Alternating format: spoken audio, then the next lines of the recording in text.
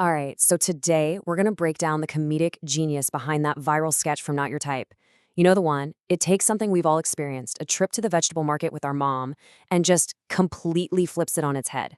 We're talking a surreal, pop culture fueled fantasy. So let's peel back the layers on what makes this thing tick. I mean, it just kicks off with this perfectly relatable line. It's that classic conflict, right? You've got the son who just wants to get in, get the stuff, and get out. And then you have the mom who is an absolute master of getting the most bang for her buck. This one line, right at the top, just grounds us in that super familiar, everyday family dynamic. So at first, you're kind of tricked into thinking, okay, this is going to be a simple, funny guide to navigating an Indian vegetable market, a Sabzi bazaar. It feels like we're just in for some classic observational comedy. But that is not what's happening here at all. Nope, because this is no ordinary guide. The sketch does this amazing bait and switch, revealing that this whole market trip has a supernatural secret. And it's that sudden pivot from the totally normal to the totally bizarre that just hooks you and pulls you right in for the rest of the ride. Okay, so first things first, before they can totally shatter reality, the creators have to build it. So let's dive into how they create that perfectly chaotic, totally recognizable atmosphere of a typical Indian market. And man, they just nail the sensory overload. You've got the overwhelming crowds, vendors who are maybe a little too aggressive, those floors that are just mysteriously wet, and of course, that constant lure of street food that's always threatening to derail the entire mission. It's a foundation built on pure 100% relatable chaos. Now, you can't have a story about an Indian market without talking about the art of haggling, right? It's a time-honored tradition, and the sketch just zooms right in on this, turning it into this hilarious battle of wits between the mom and, well, every single vendor she meets. And this line? Oh, this is the classic move. The guy next door is selling it for cheaper. It doesn't even matter if it's true. It's all about creating leverage. The mom just wields this phrase like a weapon, and it perfectly captures that seasoned shopper who is absolutely not going to be overcharged, not even by 1 rupee. This right here, this is the comedic gold. It's the perfect generational divide. For the son, 8 rupees is like nothing. Who cares? But for the mom, it's a matter of pure principle. It's a battle that was either won or lost. And that huge clash in perspective over what seems like such a tiny amount of money, that's where so much of the humor comes from. So, just when you're getting comfortable, just settling into the observational humor, boom, the sketch takes another sharp turn. This time, it elevates the comedy by weaving in some absolutely brilliant parodies of pop culture. And this is where you can really see how creative these guys are.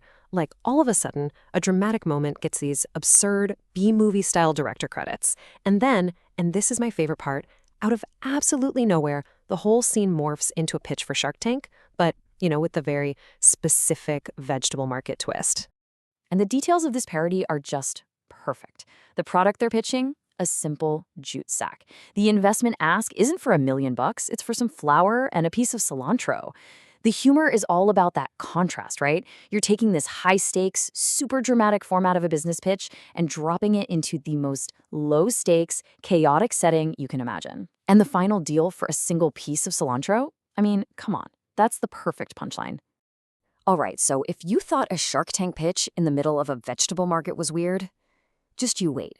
Prepare yourself, because this is the point where the sketch completely lets go of reality and just swan dives headfirst into pure surreal absurdity. And the way they escalate the chaos is just masterful. It starts with something kind of odd, right? A watermelon with a sticker on it that suddenly turns into a person.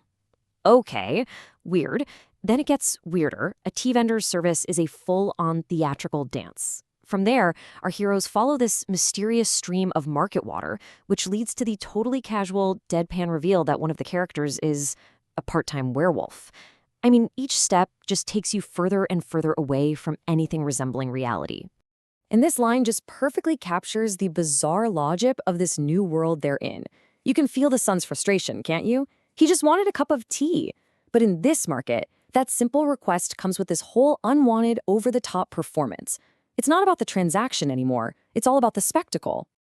So, all this strangeness, right? The talking watermelon, the dancing tea guy, the werewolf sidekick, you start to wonder, what is going on? And this is the great part, because it has all been building to one final climactic reveal, the real reason for all this market madness. And then, seemingly out of nowhere, the mom drops this chilling warning. All of a sudden, there's a ticking clock. This isn't just a chaotic market anymore. It's a dangerous place with a deadline. The stakes just got so much higher, and we're left right there with the sun, wondering why. 4:30 p.m. That specific time suddenly becomes the absolute focal point of the whole story.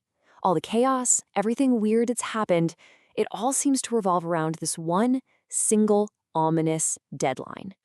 So, what's the big deal? What happens at 4:30? Why is it so incredibly important to get out of the Mangalvar Bazaar, the Tuesday market, before that exact time? And here's the brilliant reveal. The entire market is cursed.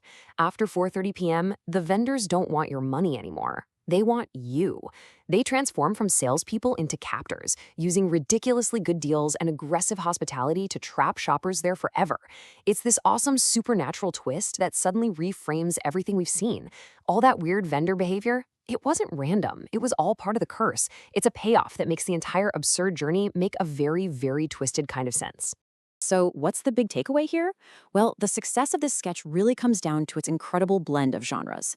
It starts with something we all recognize, a family shopping trip, and then it just slowly injects it with parody, then absurdity, and then a full-blown horror comedy curse. It's that completely unique formula that makes it so unforgettable and so, well, so viral. Which kind of leaves us with one last question to think about. Is this just a really funny, relatable sketch about going shopping with your mom? Or is it something more? Like a piece of surrealist art that uses the familiar to explore the totally bizarre? You know, maybe the real magic is that it's somehow both at the exact same time.